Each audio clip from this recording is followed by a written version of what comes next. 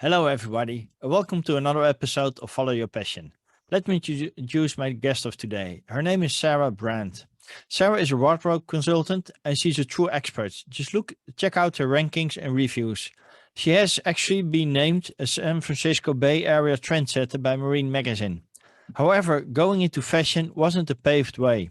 Her family tried to push her in another way, even though she knew from early on she wanted to work in fashion. Sarah put herself through fashion school in New York City and then worked as a buyer. When she met her now husband, they moved to Washington, D.C., which isn't a very fashionable town. She took an entry level job at a law firm because it felt like that was what she was supposed to do, yet it wasn't fulfilling. And true passion cannot be ignored. And in 2017, she decided to invest in herself and launch her business, Shop the City. She now offers in person services across California, as well as virtual sessions all over the globe. So, welcome, Sarah. How are you doing? I'm doing great. How are you?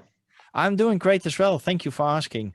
So, you've always been, I would almost say, in love with fashion, but you didn't had the support from your family to pursue a career into that. How was that for you?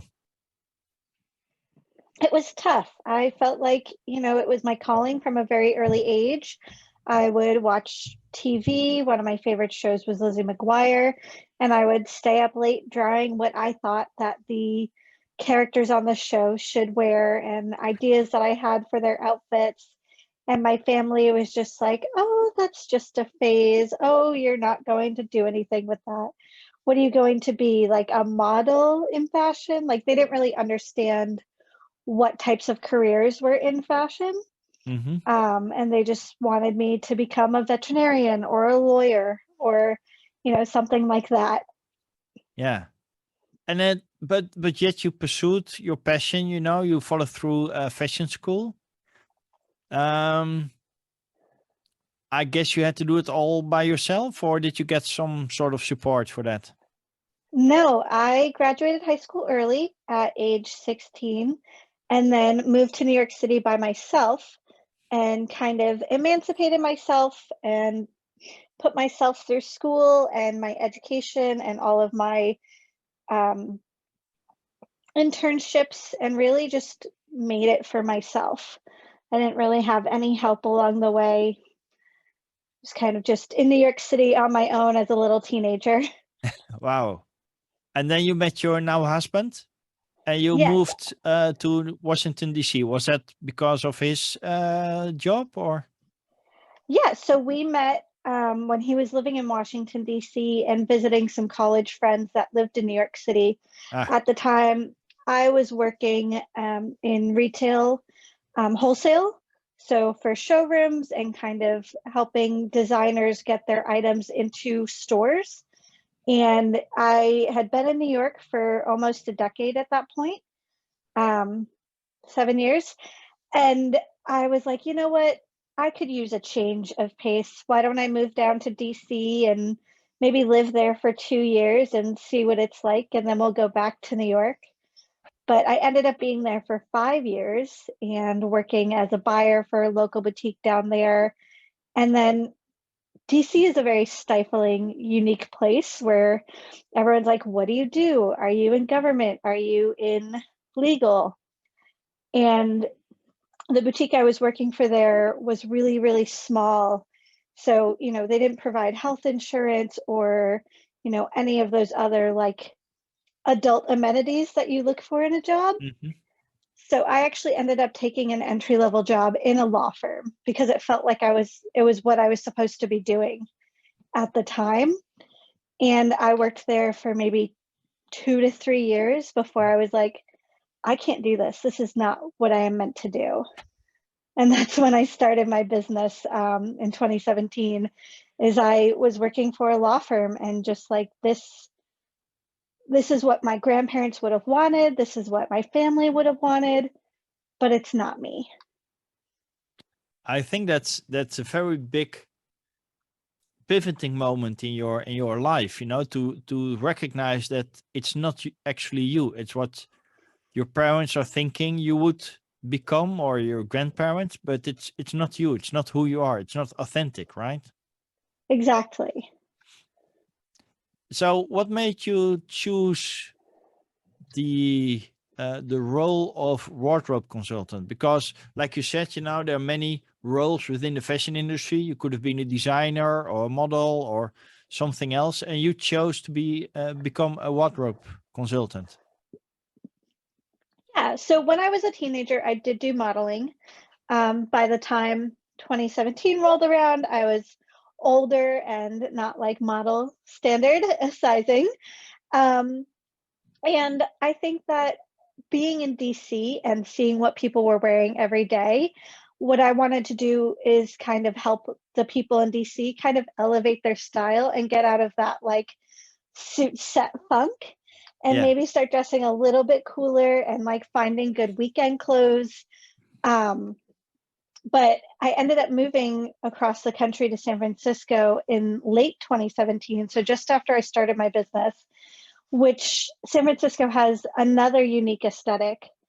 And again, I think my goal and why I chose styling was that I just wanted to help people who felt like they didn't know what to wear. They were too busy with their jobs, either in DC in government and legal, or in San Francisco in tech, and just like wanting to find a balance of, elevated and fashion forward, but still like maintain their personality and their own personal aesthetic.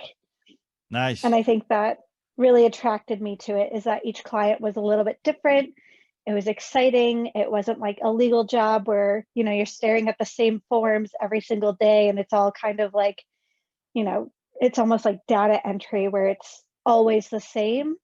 With styling, every client is a little bit different, and it pushes my mind. Yeah, and I totally get what you're saying, because um it's what you've been through yourself as well, staying authentic to yourself.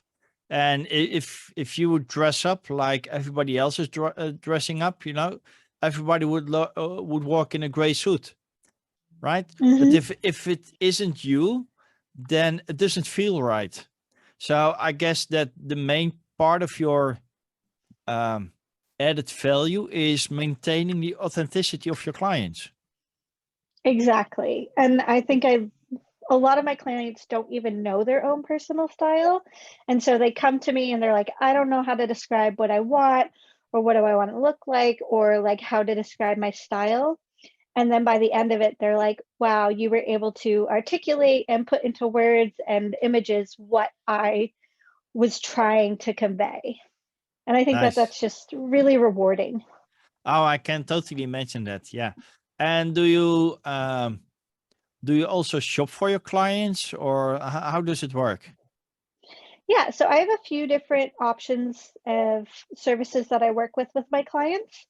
The one is doing a wardrobe audit where we go through their closet and kind of deduce what is working for them, what's fitting, what's in good condition, what is kind of serving their current lifestyle. Hmm. And then I do provide about 30 or so shopping links after the session to items to add to their wardrobe that will make them feel more them or fill any holes in their wardrobe.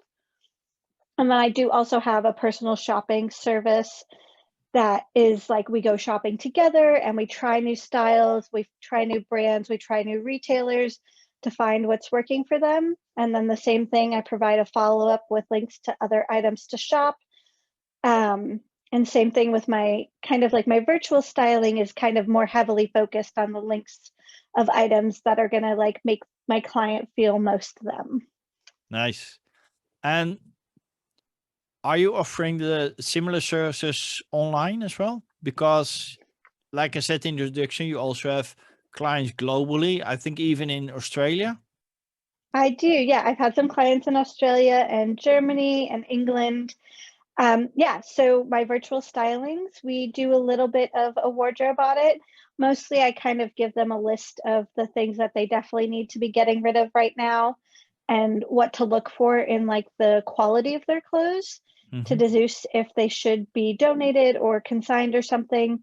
And then the focus is on putting together a lookbook of visual inspiration for them, of ideas for outfits and aesthetic and everything. And then the shopping portion, which is links to items to shop online.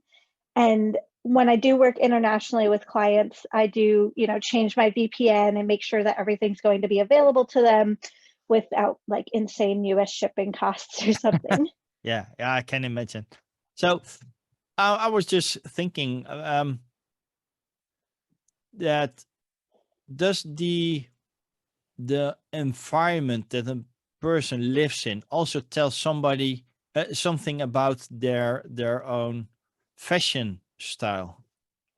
Absolutely. I love to take into consideration where people are living, because someone who lives in DC, their casual aesthetic is going to be very different than like a San Francisco casual aesthetic. Or if someone lives in Chicago and, Mhm. it's winter time, like they definitely need different clothes than someone who lives in Southern California. And Right. then, people who live in Australia, depending on what part of Australia they live in, making sure that, the clothing that they're going to have and that I recommend are going to be seasonally appropriate for them and suit their lifestyle. So there's a whole lot of things that go into kind of deducing their personal style profile, as I call it, which Hmm. is like their lifestyle, where they live, what they do for work, what they do for fun, and like their personal style preferences, their sizing. All of that goes into creating their own unique aesthetic. Nice. That's great that how you say that you take everything into consideration because it's more than just your looks, I guess. Exactly. That's when putting together your wardrobe, it's more than just how you look and how you want to present yourself. It's an expression of your whole persona. And I really try to evoke that with my clients and making sure that, like, you know, hey, you're a world traveler. Let's kind of give you a little bit of like a hippie bohemian aesthetic. Or, you are deep in this culture and married to an Indian man. Let's kind of infuse that, but also make it Americanized and like feel like you or something. Kind of taking, like you said, everything about their life and putting it into who they are, and then having their clothes evoke that so that they don't have to do as much talking, or they don't look like, a cookie cutter person. Yeah, nice. So you just said, once you launch your business, almost a few months later, you moved to San Francisco. How did you Yes. manage to create your business in a new city? That's a great question. So when we moved, I took the first 6 months off from my business, where I kind of just focused on my virtual stylings, but I didn't take on any new clients in my new city because I wanted to really understand San Francisco's aesthetic, the boutiques that are here. I did a lot of people watching. I would just go sit in the park and be like, okay, what are people wearing here? What types of brands are people wearing? And kind of going to the different neighborhoods so I could really understand the unique aesthetic of San Francisco and its, greater neighborhoods. Like there's the North Bay, the South Bay, the East Bay. They all have different aesthetics. And then after that, I started using Thumbtack, which was the first time that I had used them to gain business, and got my first few clients on Thumbtack and have been a Thumbtack top pro ever since. Nice. And it's great that you're what you're actually saying is before you started acquiring clients, you did some very in-depth market research, right? Exactly. I wanted to make sure I didn't come in with my preconceived notions or any leftover residue of, DC style aesthetics. I wanted to make sure that I was servicing my Bay Area clients as best I could. Nice. And how did you know to do that? Was it just your subconscious that it feel like you had to do it like that, or? Yeah, I think it was my subconscious. I think it was imposter syndrome and nerves, and just making sure that I wanted to do it right. Nice. And how was it to acquire your first client in San Francisco and making it success? It was intimidating. I was Yeah. pretty nervous. She was, a pretty high level woman who worked for a really prestigious company in the city, in the arts and creative world. Mm. And it ended up going really well. And she works with me once a year now.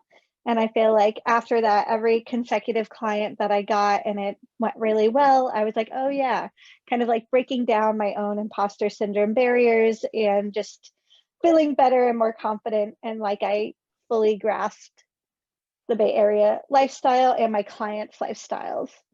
Nice, nice.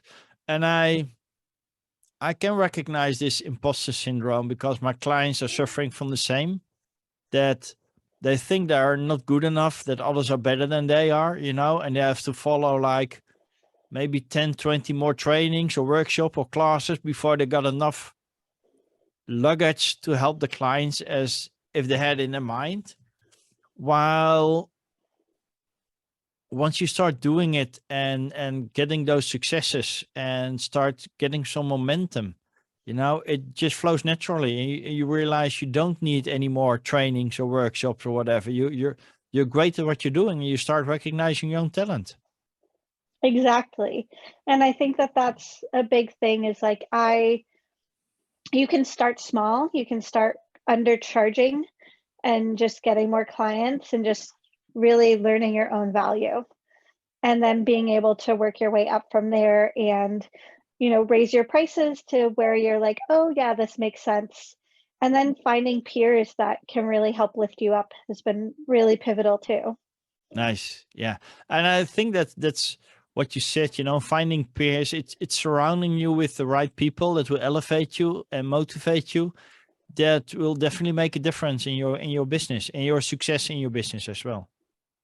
Exactly. I have a great group of friends here, and we're all little small business owners and constantly sharing tips and tricks, whether it's, how to do the most trending TikTok, right now, or Yeah. it's how to get your business more noticed on Google or something. But we're just kind of each other's cheerleaders, always supporting each other and doing our best to lift each other up and be our business besties.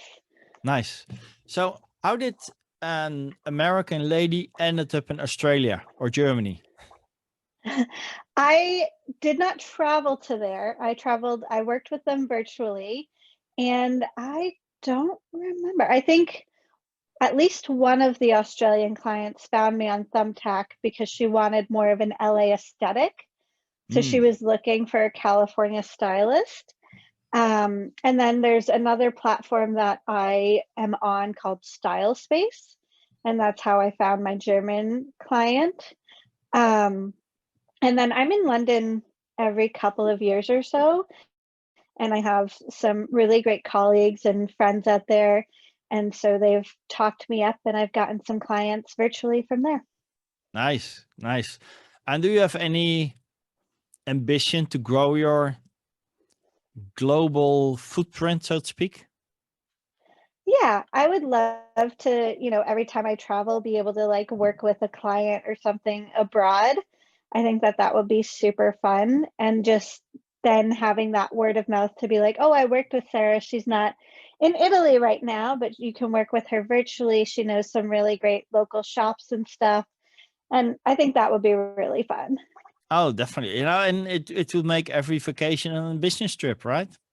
Exactly. I can write it off as a tax break. Yeah, nice. So, what do you love to do most? Doing your virtual sessions or just in person? I think I prefer in person because I feel like I can check people's body language a little bit better, and I just get a better sense of their personality and who they are by spending like a good chunk of time with them. My sessions are 4 to 5 hours, sometimes 6 hours when I'm in person with a client. And I've had the comment that it's like hanging out with a best friend, and it doesn't feel like, I'm judgy or anything, but I think that that's like I'm getting to know them as a person, as a friend, and it really helps to kind of solidify who they are. And it just makes my job easier to be able to be like, hey, I have learned who you are. Now I can infuse that into your aesthetic. And then it just makes it a much more magical experience for both of us. Nice. So, I was just wondering, if you look at your clientele, most of them, are they male or female? I would say about 70% female and about 30% male. So I do have a good chunk of male clients. Nice, because for women, fashion is very important, and the looks actually. And I can imagine for men that it's very hard to be fashionable, so to speak. To know what suits them. So I guess is it different working with a male or a female? I don't treat it any differently. My main Hmm. goal is still to understand them, understand their needs, understand who they are, and kind of infuse that into their Hmm. personal style aesthetic. And I think it's a misconception. I think men care about how they look, but Hmm. they're kind of like socially told that they're not supposed to care and that it doesn't really matter. But I think in bigger cities, men, take a little bit more pride in their aesthetic, and they come to me for help on what's trending or what's going to suit them and their personality and their lifestyle the best. Yeah, I can also imagine that men are more likely to accept what you're advising I think because both of them you're are, the expert. yeah. I think if anyone's paying me as a stylist, they're pretty accepting of my opinions. At Yeah. least I hope so. Um, but yeah, I think the men are generally pretty excited about like their new wardrobes because, a lot of them have never considered their wardrobe so deeply before working with me. And then Yeah. I ask questions about like, well, what do you want to evoke? And like, what do you think this outfit says about you? And it kind of gets them thinking a little deeper. Whereas I feel like a woman is already kind of thinking about what she's portraying to the world when she gets dressed. Yeah. So I was just wondering if you work with females, does um the makeup that a woman uses also makes a difference on her outfits, or doesn't that isn't that incorporated in the whole picture? So I am not a makeup and beauty guru. I Hmm. focus mostly on the clothes, but I do recommend beauty people for them to follow or to work with. But I definitely think it can add to the package of confidence. But Hmm. again, it comes down to, their comfort level. Some people are not as comfortable in a full face of makeup. Some people just want to wear, mascara and all that, just a mascara and a light gloss.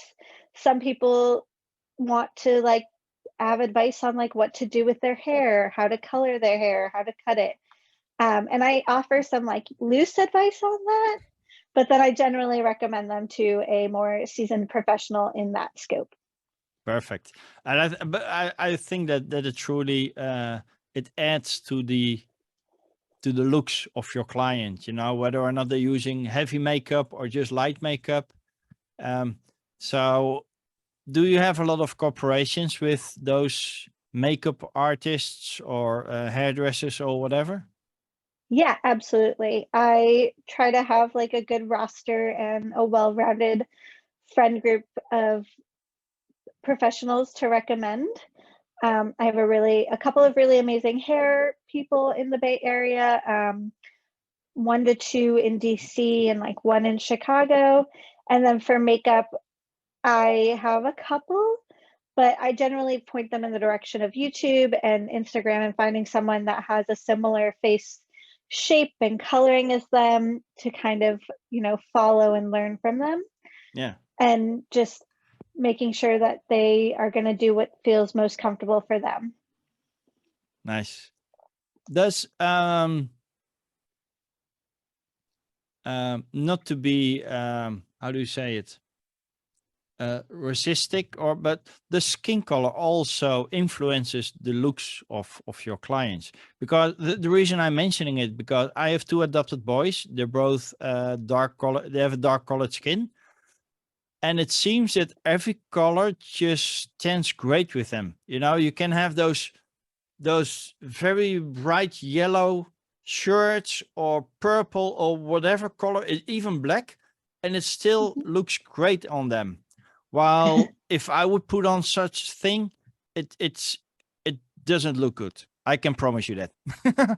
But There is something in the wardrobe styling field called color analysis, and that takes into account your skin tone, your skin undertones, your hair color, your eye colors, everything to kind of create what colors are going to look and work best for you. And that is a really fun thing of like figuring out like, hey, this client looks terrible in pastels, or like a yellow or green is going to make them look sickly. But this client, the yellows and mustards and greens, like really help make them look more vibrant and bring out some of their undertones. So there's definitely an art to that. Excuse me. Yeah. There's definitely an art to that with trying to figure out what colors and are going to work best for each client. I recently had a client who we went and worked together on Sunday, and she mentioned to me that her hair was going to be dyed blonde and cut short on Wednesday. And so that definitely went into the consideration of when we were shopping and being like, okay, so the green that we're shopping or trying on right now looks great with your kind of like mid-brown hair, but this color blue is going to look better as you are blonder and kind of make your eyes pop better. So things like that definitely get taken into consideration. Yeah. I know, for instance, that if it's winter time, you know, you have those great wool sweaters that are white. It will make my own face even look more pale because I'm not that colored, right?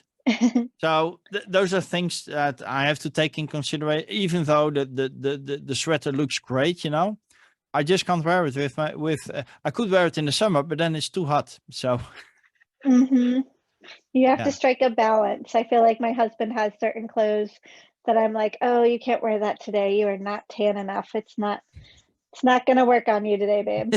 Yeah. So taking that into account, is it hard to live with you? I don't think so. I think my husband's pretty sartorially inclined as well. We're both kind of trend forecasters, I would say. Like he just texted me a little bit ago about some hat that he bought last year is now on like GQ's most wanted list. Oh, And he wow. was like, oh, look at me. I did it a year ago. We're both pretty trend forward in that way that we're like, okay, I think this is going to be like the next big trend, and kind of always shopping for ourselves and each other, which is not good for our bank accounts. I can imagine that. But it's fun to bounce ideas off of each other and both well, care at least deeply. you're leading by example, right? For your clients. Exactly. Nice. So, if you would think about yourself 5 years from now, where do you see your brand going? I want to help people. I just want to continue what I'm doing and maybe on a more elevated level. Right now, I kind of help everyday people, and I would love to branch out and start helping more higher profile people who are, you know, CEOs, speaking at conferences, women in tech, men in tech, anyone who's kind of got a kind of more prominent persona, and kind of helping them kind of master that for social media or speaking engagements or what have you, to kind of really make sure that they're putting their best foot forward. Nice. Well, you're not far away from Silicon Valley. Hollywood is Exactly. not that far away from you, so I guess you're in the right spot over there. Exactly. And I definitely want to do more, you know, one of my goals this year was to style a music video. I do editorial styling as well. I'd love to get into some bigger name magazines and just like continue doing what I love every day. I'm so happy and lucky to do it. Yeah. Perfect. Well, I guess when you're just doing what you're great at, you know, enjoying every minute of it, those things will come on your path as well. So Exactly. nice. So, Sarah, if you would, if there's any tip or little piece of wisdom you would like to share with your audience about following your passion or becoming an entrepreneur, what would that be? That you just need to do it and trust in yourself. that, you know, if you want to do it and you want to make it your business, you will find a way and you will become happy and you will manifest it. And then the money will come to you and everything will work out. You just have to trust in the universe and trust in yourself and your skills and your passion. Thank you. And I think you're a great example of that, because you didn't have all the support from your family, but you pushed through, so to speak. You know, you followed your passion, and look where you are right now. So you're doing great. Yeah. Oh, I mean, I'm living the dream. yeah. So one more thing I wanted to ask you before we break up. There was this little, you said you were top 3 ranking nationally on a certain website. What website is it? Is it especially for wardrobe consultants, or is it fashion, or? So that's on Thumbtack. Mm-hmm. And that is a website that you can use nationally for any sort of service provider. But if you're looking for a wardrobe consultant, I am in the top 3 nationally. So for my virtual stylings, my in-person stylings, I'm going to be one of those first 3 names that pop up when you search for a wardrobe consultant on Thumbtack. Nice, nice. That's great. How does it feel for you to reach that level, to be recognized actually for your skills? It's just really exciting. I feel like every time I get recognition, whether it's being named a Marin trendsetter or being named a Thumbtack Top Pro or seeing myself as one of the top rankings on Google or Thumbtack or Yelp, it just further instills in myself that I am doing what I'm meant to be doing. And I have followed my passion and I am just doing it and living my dream. Nice, nice. So if people want to know more about you, Sarah, or get in touch with you, maybe even work with you, how can you do that? Yeah, they can just go to my website, which is www.shopthe.city. So there's no .com there, it's .city. And all of my services are listed out there. You can book a session, you can book a consultation call to make sure that, you know, you understand my process and you really do want to work with me. And any questions that you have, you can either do that on the consultation call or you can email me. And my email is info@shopthe.city. Nice, nice. And So I do have some, you know, I post tips and tricks and style guides to my TikTok and Instagram. And the username on there is @shop_the_city. that shouldn't be so hard to find. So, No. so thank you a lot, Sarah, for being my guest. I wish you all the best. And I know you're following your passion, you know, even though you got some roadblocks on the way, but you pushed through and now you're living the life you love to live. So well done. And thanks again for being my guest, and let's stay in touch.